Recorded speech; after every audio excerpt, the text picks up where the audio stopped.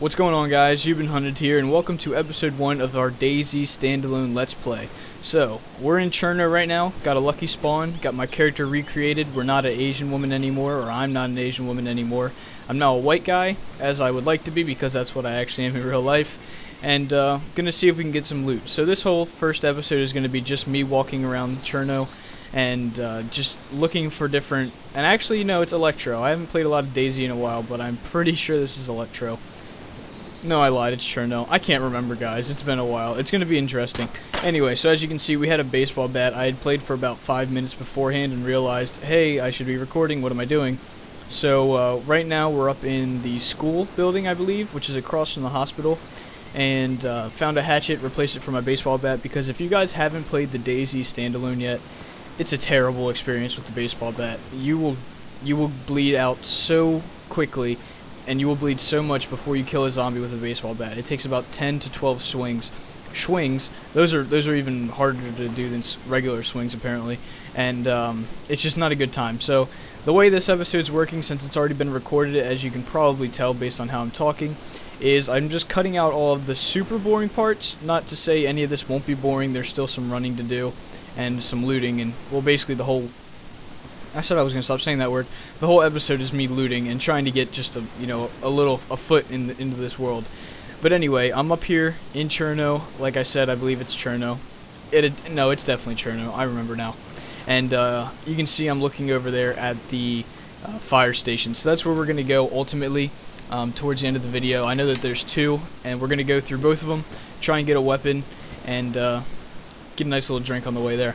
So right now, I believe I have a hatchet and just your basic stuff. You know, maybe a can of sardines or tuna, whatever it is. My last soda I just drank there, a t-shirt, a hat, and some cargo pants with 6 slots. So we're going to develop a lot over this episode. And the next episode I've actually already recorded. It's going to be me going back through Cherno, because I didn't have much luck this time with loot. And I got lucky the second time. I went back through about a day or 2 days later when the loot had a chance to respawn multiple times, and I must have caught it at a good time because we got some really good loot to the next one. But this was still before the patch, so you're not going to see many zombies. They have patched it, and I have seen quite a few more zombies running around Cherno the second time 2 days later, and that definitely made the game a little bit better. But being in Cherno, I'm sure most of you guys know what it is, but if you haven't, Cherno is one of the biggest cities in the map.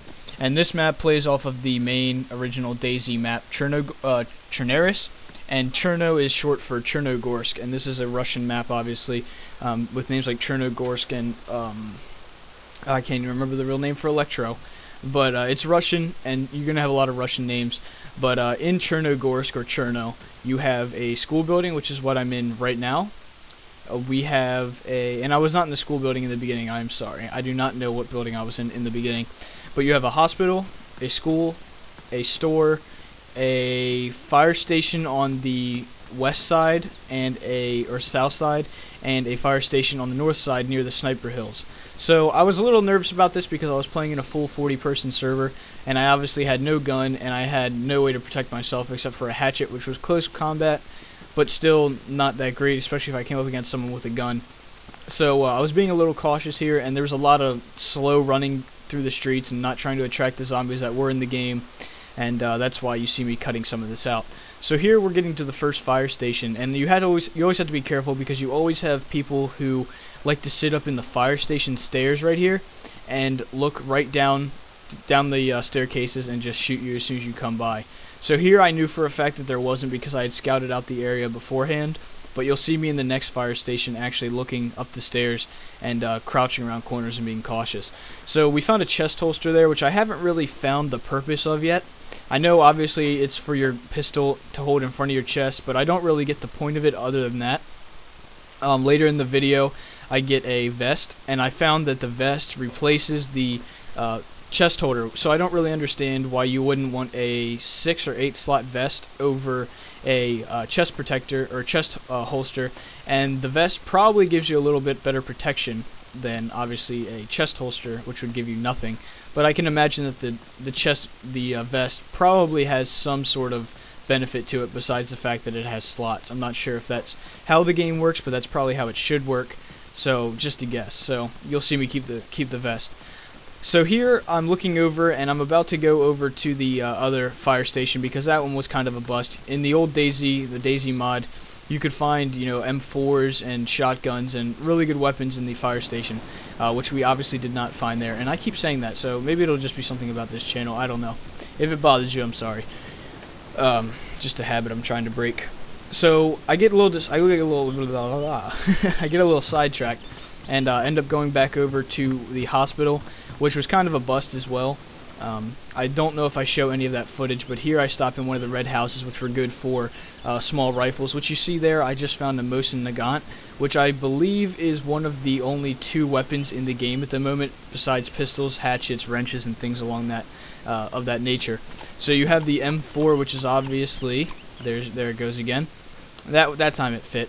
Obviously the best assault rifle and the best rifle. And then you have the Mosin Nagant, which is more of a sniper rifle without a scope. It's more of like a flintlock kind of rifle, or a, not flintlock, that's too old, but you know what I'm saying. It's one of those older rifles. It's semi-fire or single shot, and you have to reload it. Definitely nowhere near the power that an M4 would have. And I did not find any ammo for it, which was a problem. Now right here you see this guy in the street, and I actually thought that he was just laying there at first until I realized his face was down and his hands were by his side. Took me a while to find out how to, find his body and actually loot it. But you see here in the beginning when I click on him, or hit tab rather, you see all of his loot, and I spent about 2 or 3 minutes organizing things, so it should transition over here in about 10-20 seconds. But he had a defibrillator, he had another mask which I wanted to try out, and then just some random little things like shotgun shells in case I find a shotgun, bandages, and things of that nature. So in about a few seconds it's going to transition over, and you're going to see what I decided to keep and what I didn't keep. I'm pretty happy with what I got. I have a police vest with extra slots. Got the defibrillator now. I kept some of the things on his body. I don't really understand the purpose of all the new items yet, and I'm sure a lot of people don't. Like a spray bottle. I'm sure there's some use to a disinfectant spray bottle, using it with another item, because the main point of all these random items is to combine them together to make better ones. But haven't learned that yet. Didn't have a whole lot of space to screw around with it and keep it, so I just left it. I'll probably be able to find it again, which I think I actually do in the next episode, but I might have passed up on it because, yet again, I don't know. So here you see me being cautious, checking around the corners. There was literally like no loot. Somebody must have just came through here, or it was before they patched it and there wasn't as much loot, because on the second episode, which you guys will probably see tomorrow or the day after, probably tomorrow, you'll see a lot of loot, especially in this particular firehouse. There's a lot more loot. There's stuff on the shelves, things under boxes, things of that nature. So like I said, guys, this is just going to be me looting, and here I just looked down the sights, no ammo whatsoever for it, but wanted to see what I was dealing with just in case. Kind of dangerous to actually have a gun with no ammo and a mask like the wolf mask, because it automatically makes you look like a bandit and you could find yourself getting shot, but that's a risk I got to take for looking like a badass. So that's the end of the episode. Next episode already been recorded, like I said. It'll be out tomorrow, hopefully, if nothing comes up. And it'll be a little bit more interesting as far as looting goes. And just a heads up, I am going to be streaming a lot more now. My internet is much better than it was when I left for college before. I have a much better computer now, which means less lag. And that could mean there could be random skips. So hopefully you guys enjoyed, and I'll see you guys next time.